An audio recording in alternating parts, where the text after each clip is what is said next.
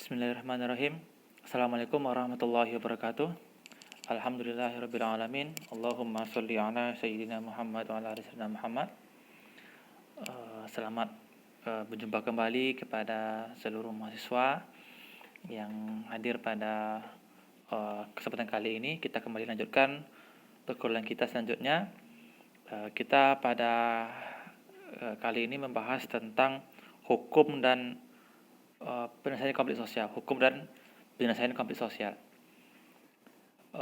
Teman-teman yang berbahagia, kita sering melihat bahwa konflik sosial itu muncul karena kenakalan remaja, gitu ya, atau karena terjadinya hubungan yang tidak baik antar warga, atau adanya selisih paham dalam keluarga, atau bahkan juga kita lihat konflik sosial itu terjadi karena adanya pencurian, ya, fitnah dan lain sebagainya.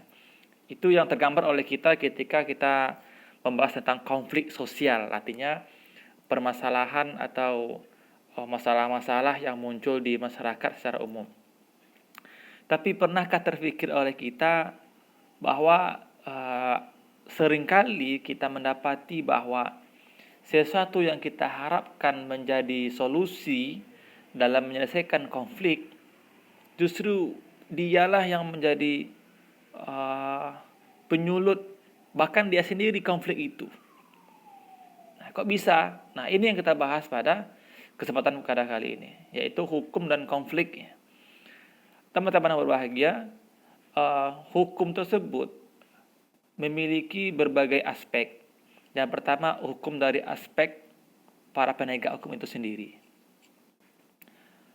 Masyarakat memiliki harapan agar para penegak hukum ini menjadi solusi, menjadi penenang, menjadi pemberi harapan kepada masyarakat dengan keilmuan, dengan jabatan, dengan kondisi mereka yang memang sebagai seorang penegak hukum.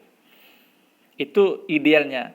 Tapi ada kalanya para penegak hukum tersebut yang justru menjadi sesuatu yang berbahaya atau yang menyulut api, atau dia sendiri yang menjadi masalah itu. Contohnya, saya tidak menuduh ya, tapi ini merupakan kajian. Hakim misalnya, ini misalnya hakim. Hakim yang dianggap dalam memberikan putusan tidak adil, tidak seimbang, dan tidak sesuai dengan nilai-nilai sosial atau hukum yang diterima oleh masyarakat, maka hakim tersebut akan menjadi tumpuan tujuan utama terjadinya konflik di masyarakat.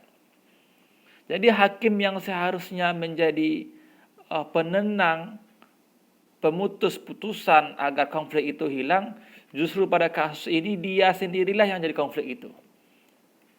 Ya.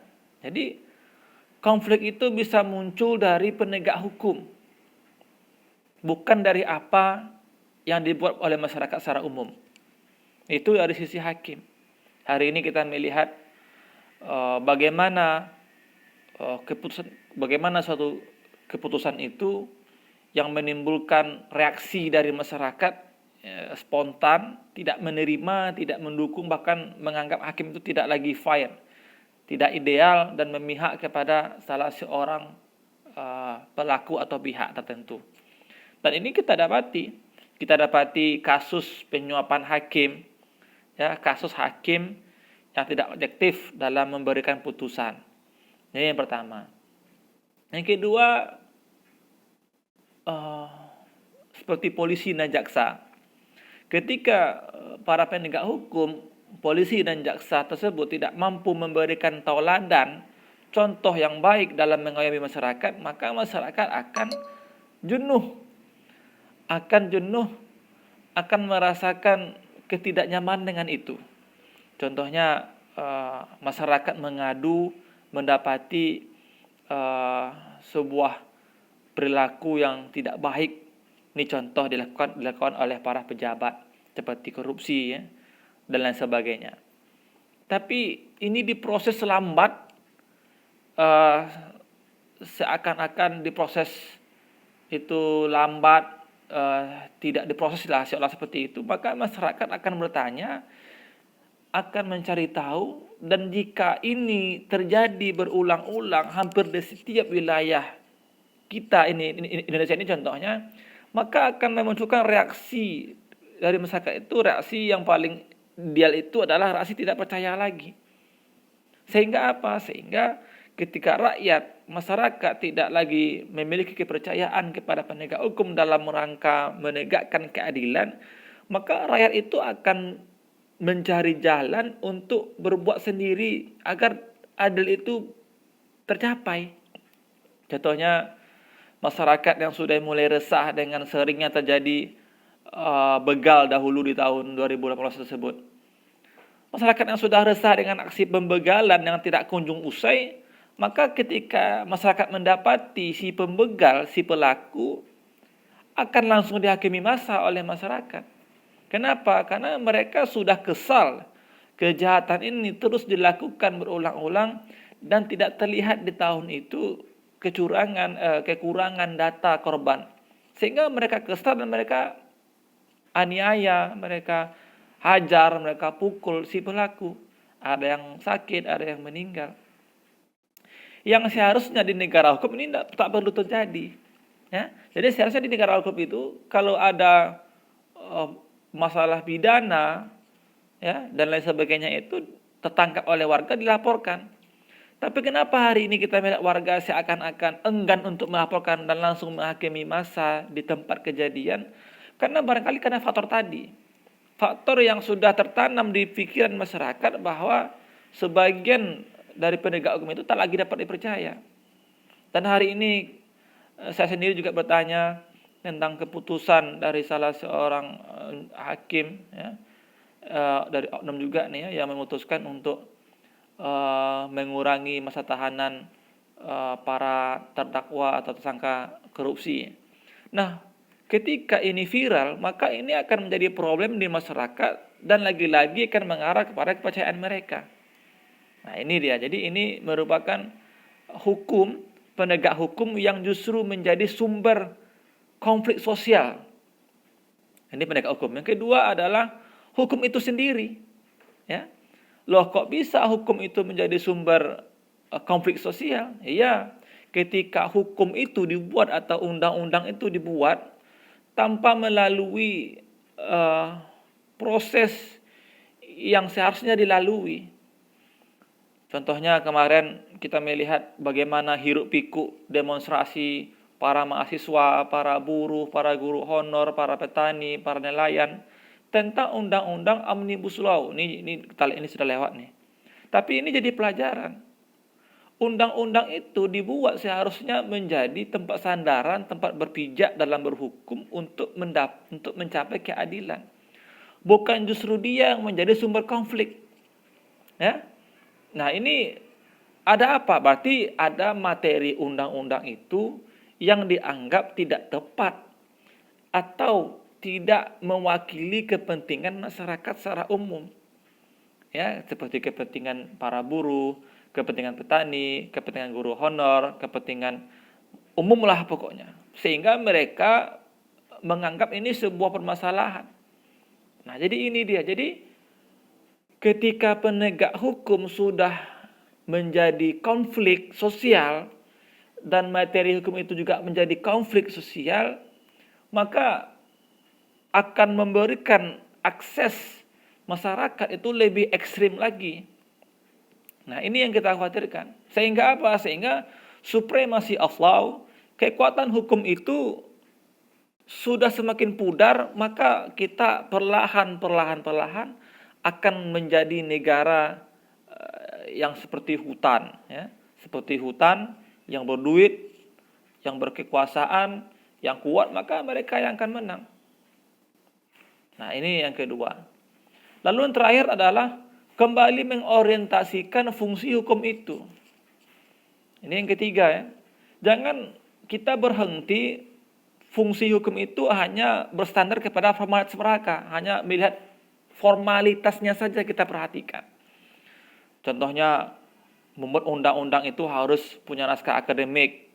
Nah, lalu harus dirapatkan dulu sekian dulu, ini dulu. Ya itu penting. Tapi ada yang lebih penting daripada itu, bagaimana undang-undang itu memiliki orientasi tujuan yang jelas, yaitu untuk tercapainya keadilan, tercapainya kepastian, dan tercapainya kesejahteraan masyarakat.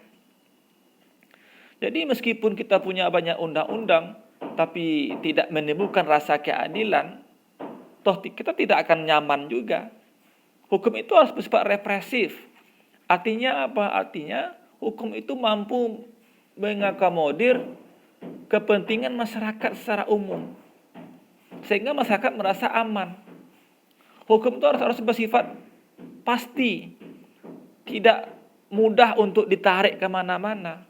Ketika undang-undang itu ditafsirkan, ditarik kemana-mana, maka masyarakat akan kebingungan dan memperparah lagi tingkat percayanya masyarakat pada hukum. Dan yang terakhir adalah ketika hukum itu tidak mampu memberikan kesejahteraan bagi masyarakat, justru akan menyebabkan gundah gulana, maka masyarakat akan bereaksi kembali dengan itu. Contohnya, ini sebagai diskusi kita juga, pemerintah mengedepankan hari ini PPKM, membuat aturan tentang PPKM. Itu baik, artinya pemerintah berusaha untuk mencoba membatasi kontak sosial di masyarakat agar tak berkerumun menghindari corona. Tapi harus diingat juga bahwa ketika diberlakukannya PPKM berarti ada hal-hal lain yang terhenti. Atau ketika dilarang pergi pulang kampung, ya, dilarang bepergian, dilarang wisata, dilarang ini dan itu ada yang terhenti. Contohnya bus transportasi. Ketika mereka dilarang untuk bekerja ke luar kota atau ada penyekatan yang luar biasa ketatnya, maka harus difikirkan juga apa manfaat bagi mereka itu. Ya.